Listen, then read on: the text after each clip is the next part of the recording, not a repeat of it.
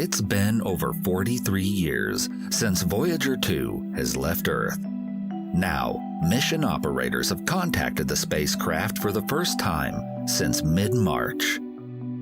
NASA's Voyager 2 is currently about 125 astronomical units from our planet. That's 125 times the distance between the Earth and the Sun. But mission operators can still communicate with the probe as it speeds through interstellar space. On Thursday, October 29th, Voyager 2 handlers beamed signals to the spacecraft using the Deep Space Station 43 DSS-43 radio antenna in Canberra, Australia. NASA reported that the spacecraft returned a signal confirming it had received the instructions and executed the commands without issue. The call to Voyager 2 was a test of new hardware recently installed on DSS-43. The dish is part of NASA's Deep Space Network, DSN, a collection of radio antennas around the world used primarily to communicate with spacecraft operating beyond the Moon. The breakdown in communications, lasting since March, was due to routine maintenance. The only dish in the world that can send commands to Voyager 2, the Deep Space Station 43, required critical upgrades and needed to shut down for about 11 months for the work to be completed.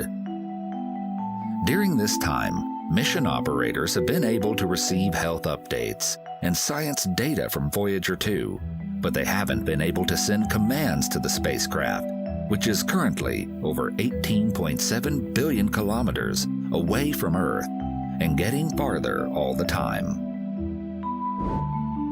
Engineers have added 2 new radio transmitters to DSS-43, including one scientists used to communicate with Voyager 2.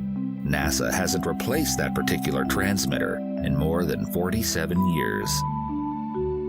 Engineers have also upgraded heating and cooling equipment, power supply equipment, and other electronics needed to run the new transmitters. The renovation is still underway and on track to be finalized in February 2021. But enough of the upgrades have been installed for preliminary testing to start. Out in the interstellar space, Voyager 2 will continue to return data about the speed, density, temperature, and pressure of charged particles in the interstellar medium.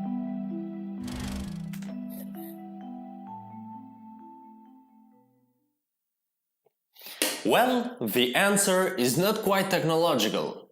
After flying by Jupiter, Saturn and Uranus, Voyager 2 made its final planetary flyby in August 1989 past Neptune. But scientists also wanted to fly past Neptune's intriguing moon, Triton. And that's what they did. They flew there. And as a result, Voyager 2's trajectory steered significantly southward relative to the solar system's plane of planets. That means Earthbound antennas in the northern hemisphere have no way to reach it. Because Voyager 2 has dipped so far south of the plane of the solar system, it can now only communicate by the line of sight with a 70-meter wide antenna in the Canberra, Australia. Please like, comment and subscribe to the channel, and I want to thank all of you for continuously supporting this channel.